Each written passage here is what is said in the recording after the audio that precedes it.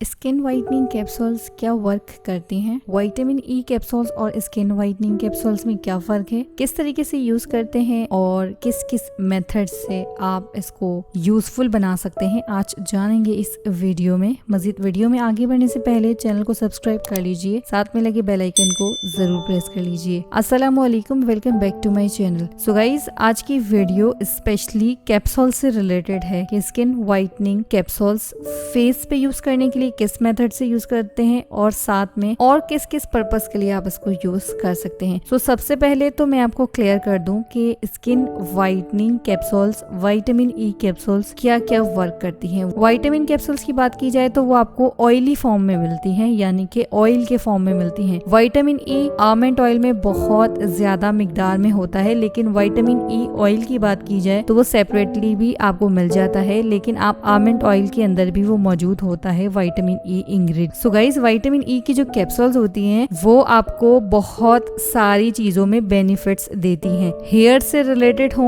या वो dark circle से रिलेटेड हो, स्पॉट से रिलेटेड हो, आपके चेहरे के ऊपर कोई निशानात हो, उसके लिए बहुत हेल्पफुल होती हैं। नेल्स ग्रोथ में बहुत ज्यादा हेल्प करती हैं। लेकिन बहुत सारे लोगों का सवाल ये भी होता है कि विटामिन ई कैप्सूल से क्या हेयर ग्रोथ होती है फेस के ऊपर? तो मैं आपको बता दूं कि vitamin E capsules dark circles के लिए बहुत ज्यादा बेनिफिशियल होती है। डायरेक्टली भी आप इसको यूज कर सकते हो, इनडायरेक्टली भी आप इसको यूज कर सकते हो, यानी कि आप इसको क्रीम के अंदर, एलोवेरा के अंदर भी आप इसको यूज कर सकते हो। लेकिन विटामिन ई कैप्सूल्स बहुत सारी चीजों में यूज हो सकती हैं, लेकिन स्किन वाइटनिंग कैप्सूल्स को आप किस किस पर्पस के लिए यूज कर सकते हो वो मैं आपको बता देती हूँ। स्किन वाइटनिंग जो कैप्सूल्स होती हैं, जो इस तरह की होती हैं, मिल्की वाइट होती हैं, ये आप ज्यादातर क्रीम्स में ऐड कर सकते हो, आप रेमेडीज में भी ऐड कर सकते हो। लेकिन जो ये ज्यादा असर करती हैं वो केमिकल्स वाली ही चीजों में असर करती हैं, जैसे कि ये ब्लीच क्रीम। आप इस ब्लीच क्रीम के अंदर कैप्सूल को ऐड करोगे तो आपका जो रिजल्ट है वो ज्यादा डबल हो जाएगा। फेशियल के अंदर जो स्टेप्स होते हैं, जिसमें मास्क और स्क्रब, इन दो चीजों के अंदर आप एम्प्यूल्स ऐड करते हो। एम्प्यूल्स के साथ अगर आप ये एक एक स्किन वाइटनिंग कैप्सूल ऐड करो तो ये आपको डबल रिजल्ट्स देती है। साथ में आप ब्लीच क्रीम के साथ इसको यूज कर सकते हो, एलोवेरा जेल के साथ भी आप इसको यूज कर सकते हो, अपनी स्किन वाइटनिंग क्रीम के साथ भी इसको यूज कर सकते हो। तो स्किन वाइटनिंग कैप्सूल्स को आप इन पर्पस के लिए यूज कर सकते हैं, जो कि वाइटनिंग आपको देते हैं। लेकिन जहां बात आती है विटामिन ई कैप्सूल्स की, वो मल्टीपर्पस जो है वो आपको फायदा पहुंचाती हैं, जैसे हेयर ग्रोथ के लिए, नेल्स ग्रोथ के लिए, डार्क सर्कल्स के लिए, डार्क स्पॉट्स के लिए। साथ में आपके चेहरे पे एक ग्लो लेकर आती है, शाइन लेकर आती है। आप उसको बालों के लिए यूज कर सकते हैं, ऑयल में यूज कर सकते हैं, हेयर पैक में यूज कर सकते हैं। तो ये चीजों के अंदर आप इसको यूज कर सकते हैं विटामिन ई कैप्सूल्स को। लेकिन आप इन चीजों को स्किन वाइटनिंग कैप्सूल्स में ऐड नहीं कर सकते हैं, क्योंकि वो वाइटनिंग पर्पस के लिए है। तो जस्ट आप उसको फेस या हैंड्स पे यूज कर सकते हो या फीट्स पे, क्योंकि वो वाइटनिंग पर्पस के लिए है। उसका काम जस्ट वही चीजों का हो सकता है जो केमिकल से बनाए गए प्रोडक्ट्स हों, जिसके अंदर वो अपना एक्स्ट्रा ऑर्डिनरी जो है वो अपना साथ देती है और आपको डबल वाइटनिंग प्रोवाइड करती है। लेकिन विटामिन ई कैप्सूल्स के बहुत कम साइड इफेक्ट्स होते हैं, यानी बहुत कम से मुराद ये है कि जो ऑयली स्किन वाले होते हैं ना, वो बहुत ज्यादा विटामिन ई कैप्सूल का इस्तेमाल ना किया करें डायरेक्टली, क्योंकि वो ऑयली होती हैं। ऑयली फॉर्म वाली चीजें आप इतनी ज्यादा फेस पे ना लगाया करें। जो एक्नी पॉर्न स्किन वाले होते हैं, ऑयली स्किन वाले होते हैं, वो डायरेक्टली यूज ना किया करें। वो किसी चीज के अंदर ऐड करके यूज करें ताकि आपको ज्यादा ऑयली फॉर्म महसूस ना हो। आप क्रीम के अंदर यूज करें, वो क्रीम ज्यादा ऑयली ना हो, क्योंकि आप जितना ज्यादा अपने स्किन के ऊपर ऑयल को प्रोवाइड करेंगे उतना ज्यादा आपको एक्नी की प्रॉब्लम होगी, आपके स्किन पे ऑयल आएगा, वो जम जाएगा, उससे आपको कील महासों की प्रॉब्लम होगी। लेकिन ड्राई स्किन वालों के लिए बहुत ज्यादा जरूरी चीज होती है कि अगर आपकी स्किन बहुत ज्यादा ड्राई हो रही है तो आपको जरूरत होती है किसी अच्छे मॉइस्चराइजर की। विटामिन ई के अंदर आप अगर किसी मॉइस्चराइजिंग लोशन के अंदर मिक्स करके लगाते हो या क्रीम के अंदर, तो आपको एक ग्लो भी मिलता है, साथ साथ लॉन्ग लास्टिंग तक आपकी जो स्किन है वो बहुत अच्छे से नरम और सॉफ्ट रहती है। तो ड्राई स्किन वालों के लिए तो बहुत ज्यादा बेस्ट है विटामिन ई कैप्सूल्स। आप डायरेक्टली भी यूज कर सकते हो, लेकिन ऑयली स्किन के लिए थोड़ा सा